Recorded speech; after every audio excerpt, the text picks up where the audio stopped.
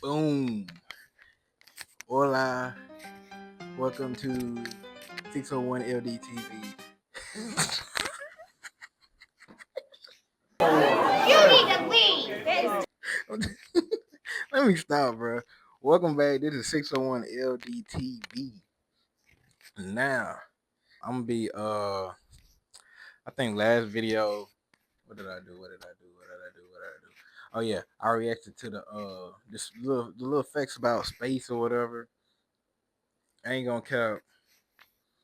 I barely remember some of the stuff. I know they took some bullshit ass pictures and called it the black hole, and that about it. But I mean, whatever, whatever. It's I think I learned a little something maybe. I do know they said that the day is getting longer. So you feel like your girl, she just been talking your head off all day. Listen, hey. Probably had because the moon been moving away.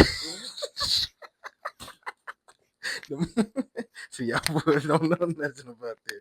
Y'all boy gotta tap in. But anyway, this video is gonna be about me reacting to I guess just the cost of living nowadays. Can I get a kiss, man? Huh? What was that, sir? Can I get a kiss, please? Speak up. There's a lot going on here, honey. Can I get a kid's meal? I don't see no kids. Yeah, I don't have a kid with me. I'm gonna eat it. Like I'm not big in the political world. Started looking into his political positions and his policies and views and whatnot. What policies? Well, I heard the nigga speak, right? And he was talking about changing some shit. All this type of things, but it definitely, regardless if I do know it or not, it does. I can affect me every day, and they want to go get groceries.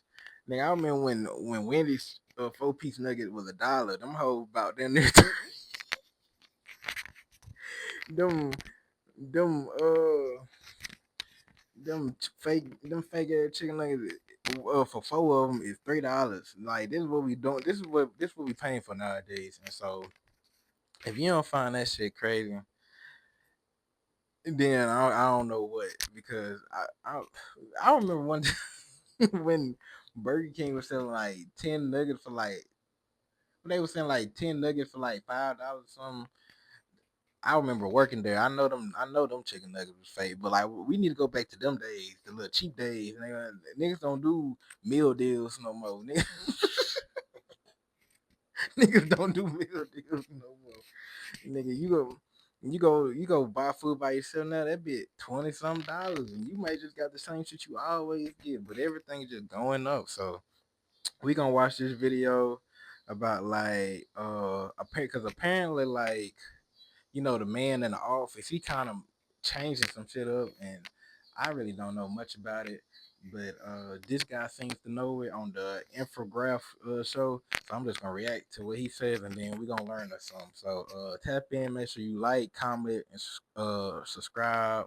Like if you found anything interesting, if how's life being for you. Tired of this, man. I'm sick of worrying about whip cars. I'm sick of worrying about the government. I can't eat. I'm broke, nigga. I'm broke. How you been paying things? Have nothing changed? Are you still moving like it was 1950? Maybe some old heads in here. Maybe they still balling like when they bought their house for $2, and I don't know. I don't know. But yeah, we should check out this video. Let me go. Chances are you never will be. If you weren't born into money, the odds of becoming wealthy are slim, and it's not because you didn't work hard enough. The truth is, the ladder we were all told to climb has been pulled up. In its place is a system designed to keep the rich on top and everyone else locked out. On today's episode of the Infographic Show, we'll reveal why you will never be rich and how the game was rigged from the start. Money has increasingly been going to the top of the socioeconomic ladder for decades now, though lately the problem has gotten real bad. In 2023, Oxfam found out that of $42 trillion of new wealth created since 2020, the richest 1% got 2/3 of it. Meanwhile, the other 99% of the population got the leftovers. And if you have been grinding away at a full-time job just to cover the rent and bills in a major city, you already know Building wealth or even saving for a rainy day or unexpected doctor's visit feels next to impossible. For one, wages are not keeping up with the cost of living. According to the Pew Research Center, average hourly earnings peaked in 1973 at $4.03 an hour, a rate equivalent to $23.68 in 2018. Adjusting for inflation, that means that the people today have about the same purchasing power as they did in the 70s. Why aren't wages? That's crazy. That's crazy. I didn't know that. So basically, and I'm not you're not gonna come on my video and tell me I can't be rich. Okay, like he said, it might be a little harder because it might be because what he talking about, that shit crazy. Because basically he's saying compared to how with the inflation and everything we have right now, you basically can afford. You ain't really moving no different than niggas who was making what they was making in the 1970s, and it's 2025. That's crazy. So these are the times we living in right now. Keeping up? Well, the decline of unions, for one. Then there's an increasing amount of labor in competition for fewer and fewer companies. Independent and small businesses are increasingly run out of town, and large companies grow and merge to form even bigger conglomerates. Prominent economists from several universities calculated that since the 1930s, the share of the U.S. economy dominated the top 1% of companies. That has increased to 90%, up from 70%. Meanwhile, the asset share of the top 0.1% of companies has risen to 88%, up from 47%. These companies are now running the market with an iron fist, as the competition of just a handful of corporations, an oligopoly, isn't really much of a competition at all. That is bad news for startups and independently owned businesses, which is also bad news if you're trying to be rich. After all, being an entrepreneur and building your own company from the ground up used to be a decent method to earn your way into the upper class. Yeah, when he put it like that, bro, times where you could just maybe work one job and then you can feed your family off that one job only. Them shits is through it. Them niggas who was able to put them kids to college, buy their first car, maybe they crib and everything off one job. Maybe them boys was working and in the factories or something. Them days is over with. Gone bye bye. Niggas gotta have about 5-6 hustles for real. just to maintain the above average lifestyle. And that's what this goes bigger than like what he talking about. This goes bigger for like social media. Like niggas gotta stop popping their shit off showing however much money they got, bro. Like to be honest, that ain't even no money for real. Like and I don't and that go and I'm just finna nitpick. But why do niggas like show off money to like flex in front of other niggas? Like I don't know. It's just like I don't know. I just ain't never got the muse for that. I kind of feel like you make yourself a target. But nowadays it just seems stupid now. Cause maybe back then that was a lot of money. But now it just seems like nigga that shit really ain't nothing. That like compared to when you was showing it then, you showing it now. You gotta show like you gotta show like 3 Ziploc bags of money for niggas to say he really got money. Cause other shit just like nigga, like, you know what I mean? Like, that really ain't cost. That's really nothing nowadays compared to what it could have been. And like you said, like, starting job, like, niggas who got small businesses, that shit harder for them to push just because the cost of trying to keep up businesses just is going up. So that's another. If you were successful. According to Brian Head, the median net worth of self-employed families at $380,000 in 2019 was over 4 times that of families of workers at $90,000. However, startup costs have increased with time because of inflation and the Consumer Price Index. The average cost of a startup is now estimated to be $40,000 for the first year, and that turns into hundreds of thousands if you want to start a brick-and-mortar store or restaurant. That means that even the ability to be an entrepreneur is increasingly tied to how much money you have available to you since birth, no matter what Instagram accounts with cigar-holding men will tell. Hey, he might be getting somewhere. Because I mean, and I think, and I don't think he's trying to dumb down the dream of somebody who want to open a business. But what he is saying is, you gonna have to like, or we gonna have to increasingly, we gonna have to basically overwork ourselves in order to get it. You know, because I think, and this is a weird generation too, because I'm in it too, but I think a lot of people think shit is supposed to be given to them, and then they not really working as hard for it. But like he just said, like bro, it costs 40,000, approximately 40,000, to start your own business. That's really what most niggas make in a year, and niggas try to make that in a guy, and you need that to really have on like you said, an estimate to have a decent small business, and then it only goes up from there. So just having that in mind, for people who want to have to start their own business and start anything, of their own, and start some whatever, whatever. Anyway, back to the video. you. Perhaps that's why American entrepreneurship has been declining. The Ewing Marion Kaufman Foundation found that though startups made up more than 12% of U.S. companies in 1980, by 2012 they only made up 8%. In addition, startups went from providing 4% of all jobs in the same time period to 2% more than 3 decades later. According to the Brookings Institution, the ultra-wealthy don't earn their money from jobs like the rest of us. The top 0.01% make 82% of their income from investments and businesses, nearly 60% from investments alone. Meanwhile, the top 0.001% made 88% of their income from investments and businesses, with more than 70.44% coming from investments. Like the investment that you don't have the money to make, and the businesses that you don't have the money to start. That's why the bottom 80% of households on average made only 7% of their money from the same sources. And part of the reason the ultra-wealthy stay ultra-wealthy is because high wages are taxed differently than capital gains, or the profit that you get off an investment. The Brookings Institution points out that the highest effective marginal income tax rates on wages exceed 40%, whereas much business income is taxed at a top rate below 30%. Dividends and realized capital gains are taxed below 25%. That means that if you work your way up to a really high-paying job, you're probably giving away almost half of your income in taxes. But if you are super wealthy with multiple investments, the government is seeing less than a quarter of that. This allows you to maintain your status as the top 0.0.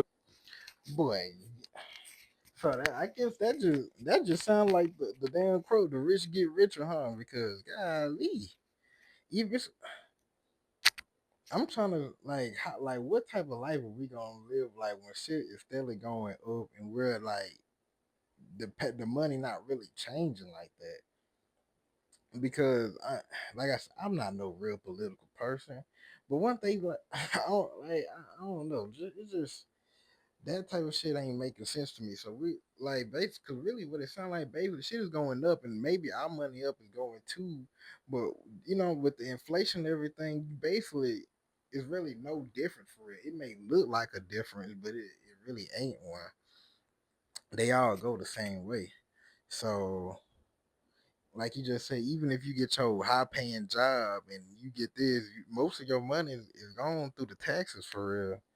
So 0.01%, while everyone else around you fruitlessly tries to fight their way up.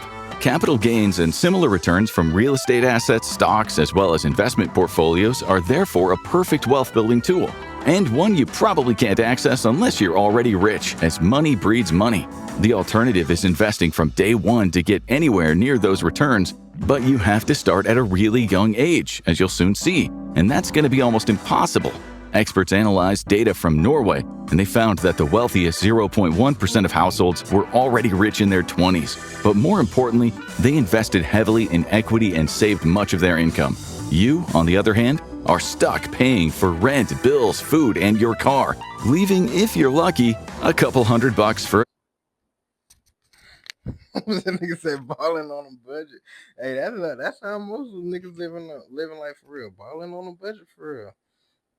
That's how it is, man. And like he said, bro, like he really just like he said, if you really want to be really rich, you better hope your mama and daddy hit some money, because that's about the only way you can probably sniff what the other people got. Like, or really, you gonna be really working your whole life trying to get there when it's gonna be a you not to say that you can't do good, but to get to one of them, them rooms like the other niggas in. Oh well. Couple nights out with friends, and a new shirt or two. If it makes you feel any better, it's not just you. According to The Atlantic, people making over $150,000 a year keep about 40% of their income after taxes and basic needs like housing, food, and transportation. But those earning much less often have around 15% of their already small paycheck to cover everything else, and that is on a good month. However, What he's saying is, if you feel broke, don't feel bad for it, because it's niggas who probably made more money than you, and they about in the same boat with you once all they shit gone. So don't ever think you can't go talk to the girl because you ain't got your money right, nigga. She don't need she don't either, bro. Y'all perfect for each other. Y'all combine y'all income and can make a bigger income, because golly, this shit's getting crazy. doesn't take all expenses into account, like healthcare and education. After those costs are covered, the poorest Americans have spent 98% of their income. Damn. Nigga that spent his whole basically saying whatever they work for, that shit just go straight back into the system. It don't matter. They can't keep none of it. As soon as they get it, they gotta spend it. 98, bro. That mean you my dumb man for the say what that mean. He got $2. I mean 2%. That mean he only got 2%. You only get 2% of what you had made. Oh, no, that's all you got left. That's nothing. Lord forgive you have a whole bunch of kids. Niggas gonna be working till they die. That leaves only $367 in income that they could use for other things, or about $1 a day. Chances are that is not going to be turned into $1 a day is crazy. That's how much you can save now. Like you said, not including everything else, $1 a day. That's how shit. That's how rough shit is. That's why I think niggas is crashing out the way they is, because niggas is poor. Niggas ain't making no money. Niggas wonder how they gonna eat. Niggas can't afford their girlfriend no more. Life is rough out here, man, and these billionaires are getting richer so they can do whatever they agenda is. And while I think the line is gonna get blurred between, like, there used to be a line between, like, I guess, like the working class, like the above average niggas, and like the niggas a little bit above them. I think that line is getting blurred out, because at this point it may look better, but shit, you might not be no different than the next nigga, not by too much, honestly. But yeah, that's just the time we live in. I hate to have a kid in this type of shit. God damn, niggas can barely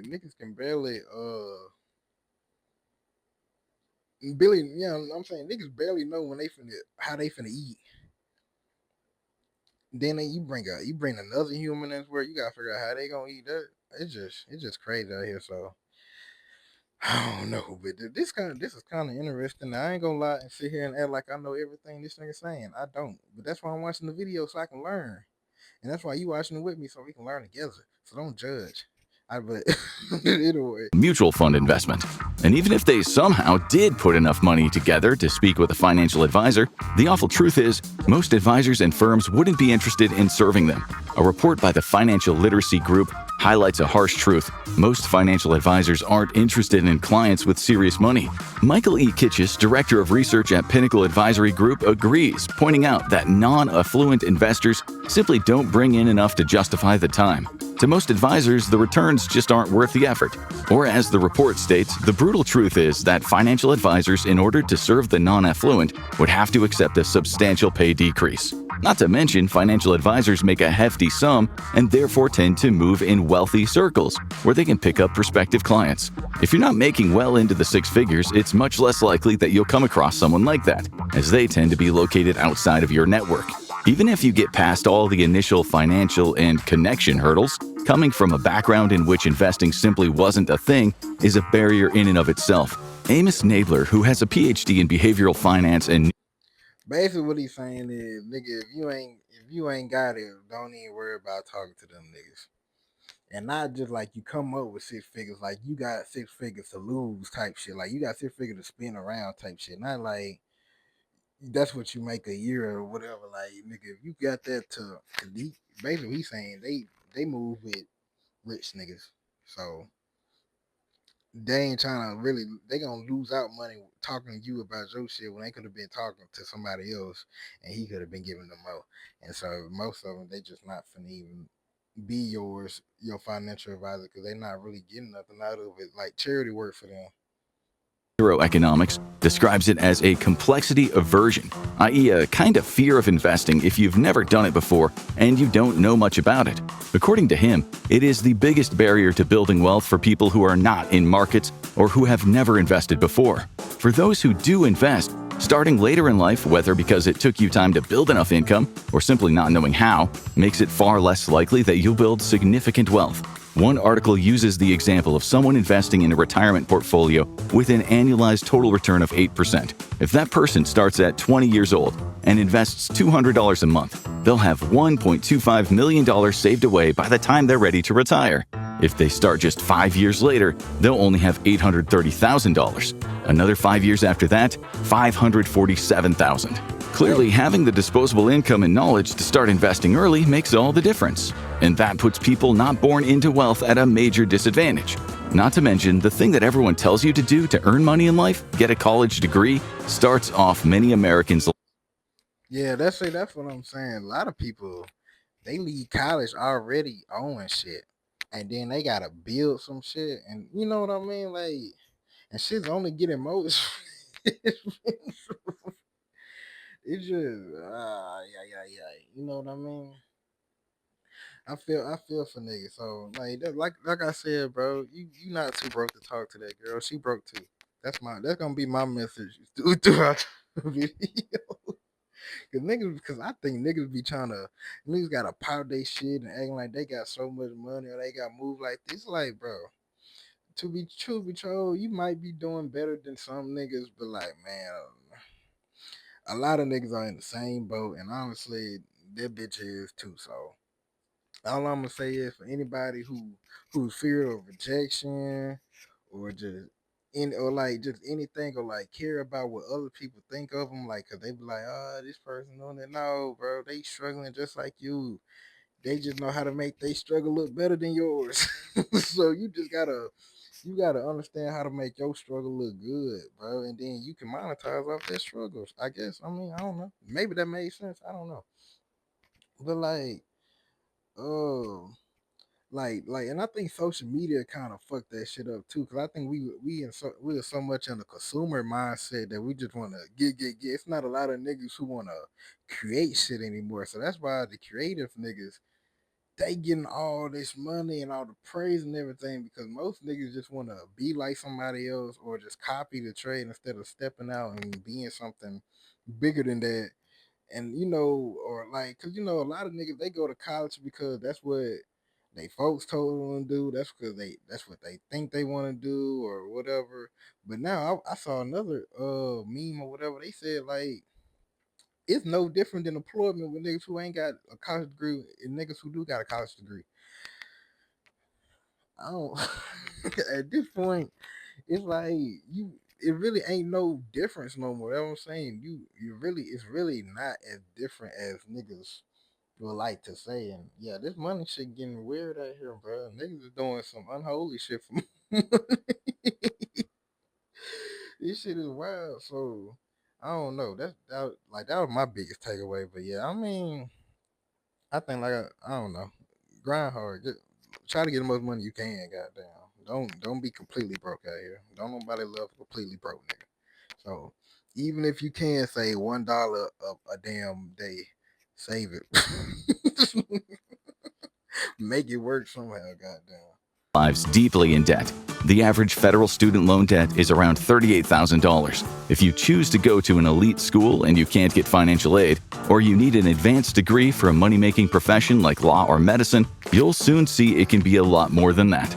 Student debt is a huge drag on someone's ability to build up their personal wealth, as you're starting off your professional life not even at zero, but at a negative amount. And student debt interest rates mean that if you can only choose a relatively low monthly payment plan, you're barely going to make a dent in the amount you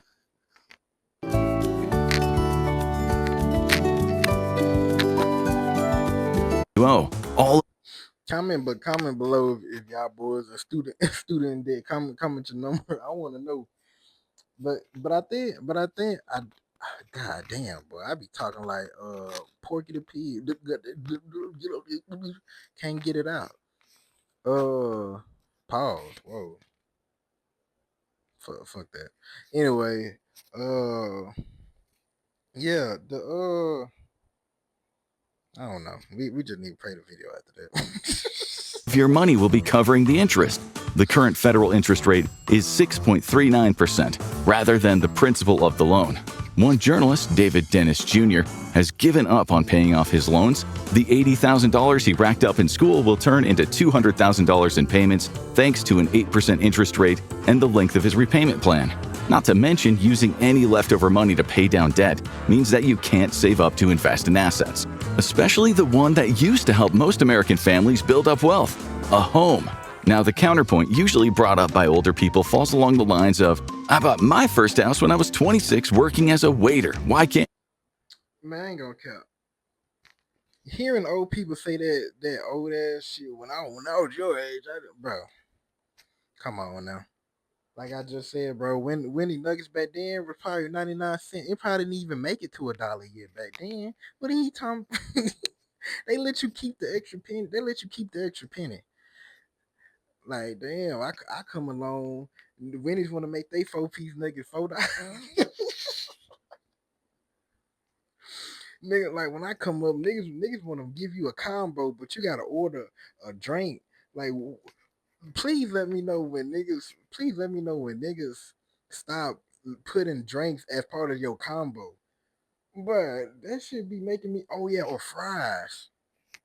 When do we stop putting things into a combo? When it's a combo, I thought you put everything in there. How you get so like I forgot what place I was at, but how you get the wings and the fries, but you gotta pay $4-5 for a drink? God damn, dude. Bro, I thought it was a combo. So yeah, these are the times we live in. Niggas want every dollar you got. They don't want you saving shit. Saving should not be the go anymore. Just make more, because saving is useless at this point.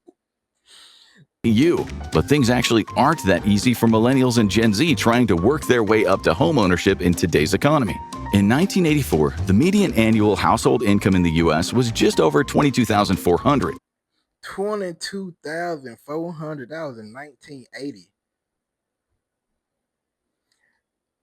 You know how many everybody be living good if that's how much the shit was. Now, bro, everybody be living good. Everybody. While the median home sale price was $78,200, so an average home was around 3.5 times a household income. By 2022, the median household income had gone up to just under $74,600 per year, while the median home sale price was now $433,100. In other words, 5.8 times the average annual household income. According to the income rules many realtors go by, that means as of 2022, an American household needs to make above $100,000 to buy an average-priced home in their city. And in some of the nation's biggest cities, bro, yes. See what I mean? Hey, bro. What's the quote? It's cheaper to keep her. It probably is. Nah, it probably ain't cheaper to keep her. If you got a girlfriend, break up with her, bro. I think I saw, bro. I swear I'm gonna put everything on the shit, bro. I swear I saw they said a study showed that it costs at least. It might be a stretch, but I think it said about 2,000 to 3,000. I might be wrong. It might be more. I don't know. But basically, it costs more. It costs, nigga. They said it's expensive to have friends nowadays, man. Niggas might as well just be full blown loners for real, because at this point, it costs for everything. Nigga, as soon as you walk outside, it's $500. No matter what you do, it costs for everything. So You know, just have that in mind whenever you and your girl going through it or just anything. Just know, like, bro, like whenever she start all that rah, be like, bro, go. You cost too much anyway. What that nigga was just talking about assets and liability. And you know now that's your business part that make it work. But man, you like, bro. I think that's why tricks winning. I think that's why females like tricks because shit, everything high. How can you not? How can you not like a nigga who really want to give you money and he know like times are tough out here? Man, I tell you, bro, being a female is sweet in 2025, man. You can't to literally have niggas who want to fund your whole lifestyle for you just for you being you. That's a luxury not many people get, you know. But I think it is. I'm not gonna say it is some trade off to that. It is a trade off. So just know that. But you can't have that happen with your life. But it is a trade off. But I digress. They'll need to make 3 to 4 times that. That's partly due to housing shortages. As of 2022, the U.S. is more than 3 million homes short of the demand from would-be home buyers, which is why browsing Zillow Bro, that's crazy. I didn't even know that. I didn't even know we had a house shortage. That is crazy. Man, hey, I ain't. This is interesting. I'm really learning. I'm really learning over here. become the millennial version of reading fantasy novels. The shortage is caused by a combination of factors. There's the labor shortages needed to build them, NIMBY policies blocking new construction in existing neighborhoods, and the high cost of materials thanks to global supply chain shocks and inflation.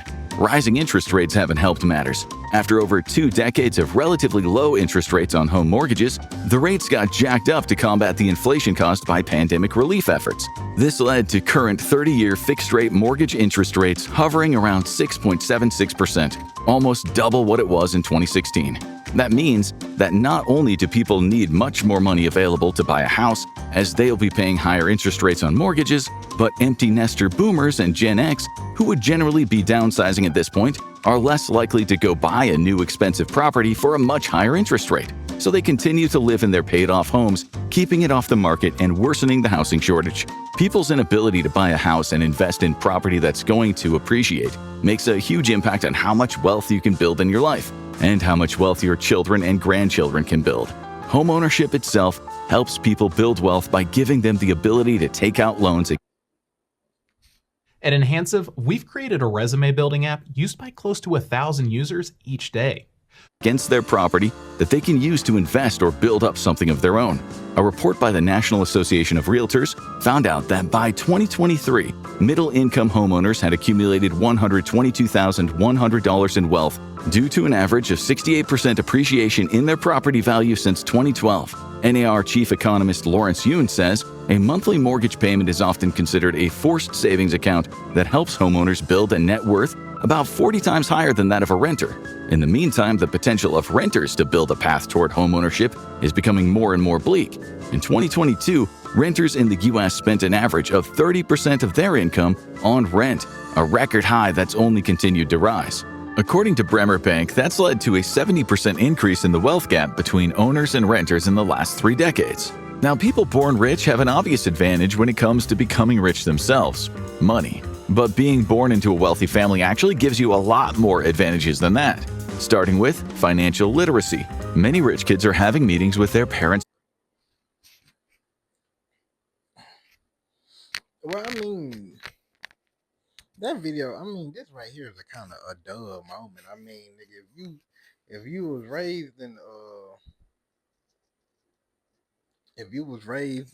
shit that calls you know, if you were raised in a family that has a lot of money, then I would assume you're more open, you know what I'm saying? You're more open to the shit that somebody, you know, somebody from the hood who don't have a lot of money can get. You know, the school, you know, the treatment on your body, the doctor, literature, the food you eat, like the clothes, you know, all that shit. There's so many more opportunities when with that happening. But he's saying the gap right there is so big. It's gonna basically when the rich people get kids, they already basically set for life. already. Financial advisors, given small portfolios to manage, and get interest and dividends from a young age. They're told exactly what financial instruments and loopholes can help them accumulate wealth before they've even graduated high school, which is perhaps why MoneyZine found that 58% of Americans who earn over $100,000 are financially literate. On the other hand, financial literacy among the general population is at an all-time low. And without a team of business managers, advisors, and lawyers, I'm probably gonna wrap this video up soon because I think I done got my damn message across. Shit high out here, and I think he just gonna go on and on and on. But I think he basically got the big shit out the way. If not, oh well, fuck it. You go watch the full video on that nigga channel. I'm just basically just talking, honestly. But yeah, nigga, they don't. I think we did. I thought we did have a financial literacy class. We probably did, but I don't know. That shit not really push. You know, that shit ain't push, nigga. For real. Like, I don't know. It's just, that's why you gotta really indulge in, that's why you really have to understand self and just get better with self, because that's really who in control of everything is you. Like, you are the destined, you are how what I'm trying to say with this. How well you prepare yourself is basically how it's basically gonna be how far you go in life. Basically, I think that's what I'm trying to say.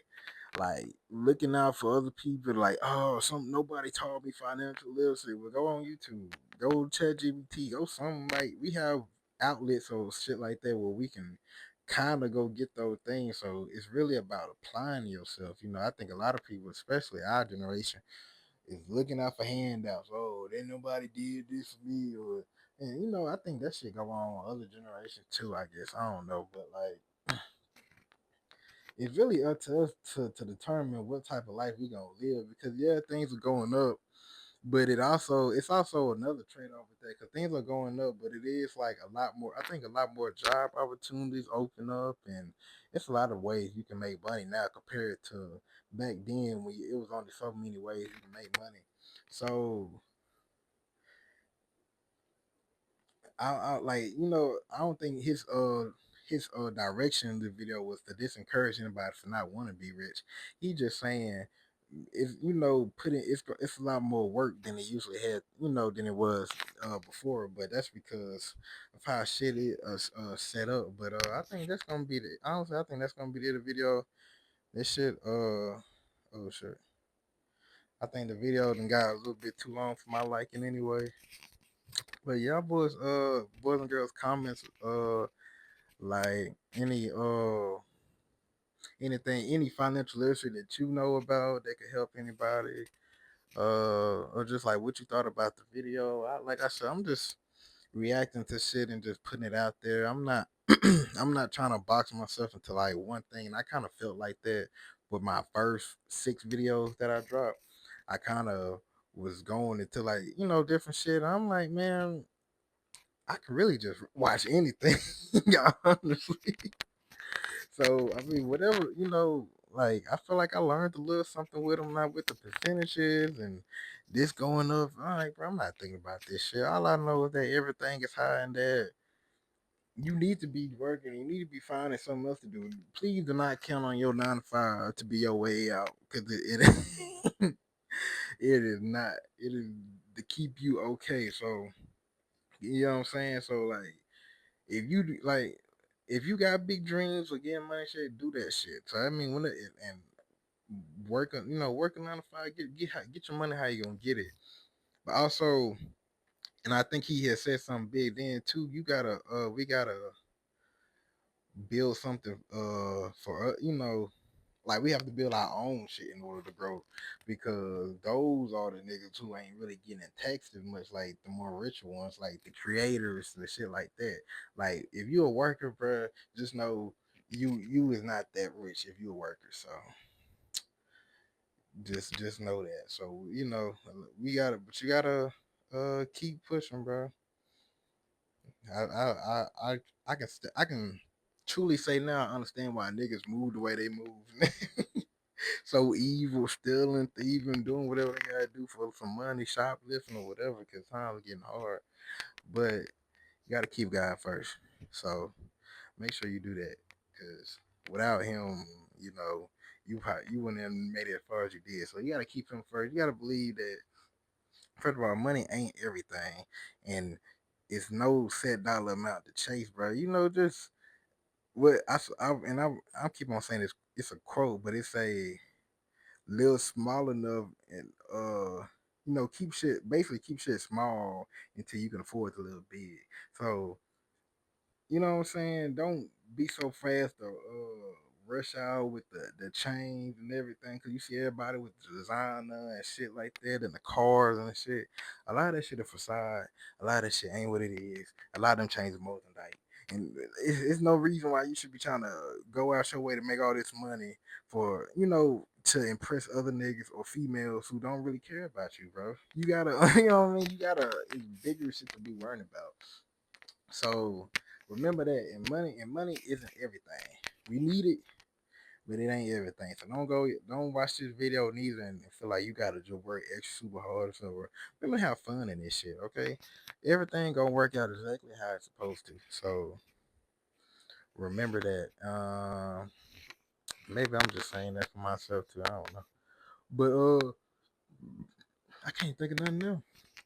Very informative video, but if y'all boys and girls have like any other videos y'all want me to react to, like some different, you know, just some different things, because I think next I'm gonna go a little bit into sports and shit, and I got a couple topics that I want to talk about with that, and so I think that's probably like the next route I want to go. But like I said, like I wanted to, like for me, I wanted to make like 2 videos or some videos that I more normally wouldn't, you know, that I kind of wouldn't even think about for real, and just seeing like how they do and how they perform. So, and how can I gauge well with these videos, because you know, music videos and shit about, you know, celebrity bullshit or real life shit. I mean, that's one thing, and that's, you know, that's whole different niches or whatever. But I also want to like you know, go out there and see what else. Cause I like to react to like other shit too and just learn something else. So but anyway, yeah, I can't think of nothing else. So I think I'm done yapping. Yeah.